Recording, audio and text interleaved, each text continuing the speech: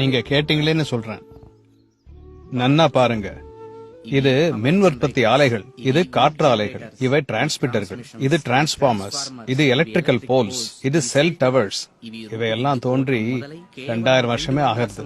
ஆனா பல வருஷங்களுக்கு முன்பே இதே வடிவம் கொண்ட நமது ஆலயங்கள்ல இருக்கிற விமான கோபுரங்கள், காற்று கோபுரங்கள், துவஜஸ்தம்பங்கள் எல்லாம் தோற்றுவிக்கப்பட்டுள்ளன. ஆலயத்துல துளசி, அரச மரங்கள், வில்வ மரங்கள் நம்முடைய சுவாச காத்தை சுத்தம் செய்வதற்காகவே உள்ளன. ஆலயங்கள்ல இருக்கிற அர்ச்சகர்கள் எல்லாம் செய்யும் முத்திரைகள் அக்கு பிரஷராக மாறி உடம்பில் பிராணசக்தியை அதிகரிக்கின்றன.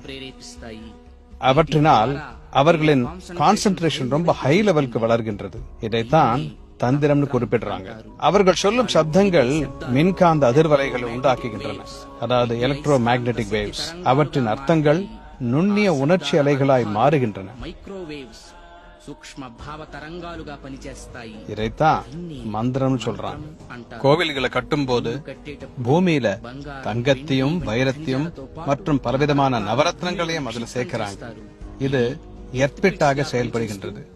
இவை ஆலயத்தின் சக்தியை இந்த வளாகம் முழுவதும் பரவிடச் செய்கின்றது. கோவில் சிலைகளின் கீழேயும் துவஜஸ்தம்பத்தின் கீழேயும் உலோகங்களான யந்திரங்களை சேர்க்கின்றார்கள். காலி கோபுரத்திலும் விமான கோபுரத்திலும் உலோகங்களிலான கலசங்கள் வைக்கப்படுகின்றன. துவஜஸ்தம்பங்கள் உலோகங்களினால் சூட்டப்படுகின்றது. உற்சவ விக்கிரகங்கள் பஞ்சலோகத்தால் ஆனவை. உலோகம் சக்திக்கு வாகனமாய் செயல்படுபவை. இதைத்தான் யந்திரம் என்று அழைக்கிறார்கள். மந்திர தந்திரங்களின் மூலம் உருவாக்கப்பட்ட சக்திக்கு இந்த யந்திரமே ரிசீவர்ஸ்.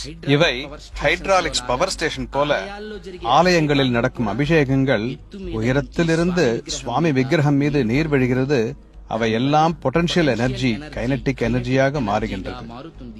இப்படி மந்திர தந்திர யந்திர செயல்கள் பிரபஞ்சம் முழுவதிலும் உள்ள ஆற்றலை உள்வாங்கி அனைவருக்கும் கொடுக்கும் மிகச்சிறந்த காஸ்மிக் பவர் ஸ்டேஷன் நமது ஆலயங்கள். இந்த ஜெனரேட்டரில் இருந்து உற்பத்தியாகும் மின்சாரம் டிரான்ஸ்மிஷன் வழியாக மின்சார நிலையங்கள் அடைந்து அங்கிருந்து பிரிக்கப்பட்டு துணை மின் நிலையங்கள் வழியாக குறைந்த வோல்டேஜ் வீடுகளுக்கும் அதிக வோல்டேஜ் தொழிற்சாலைகளுக்கும் சென்றடைகின்றன.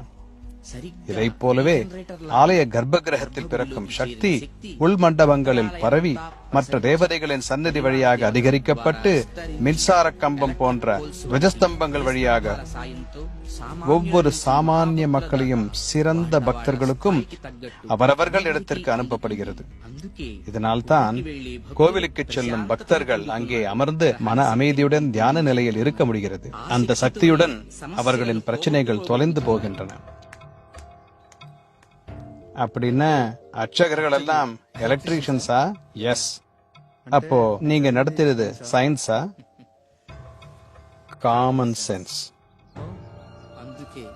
இதயம் வேலை பண்ற வரைக்கும் உடல் ஆரோக்கியமா இருக்கும். கோவில்கள் இருக்கிற வரைக்கும் நாடு நன்றாக இருக்கும்.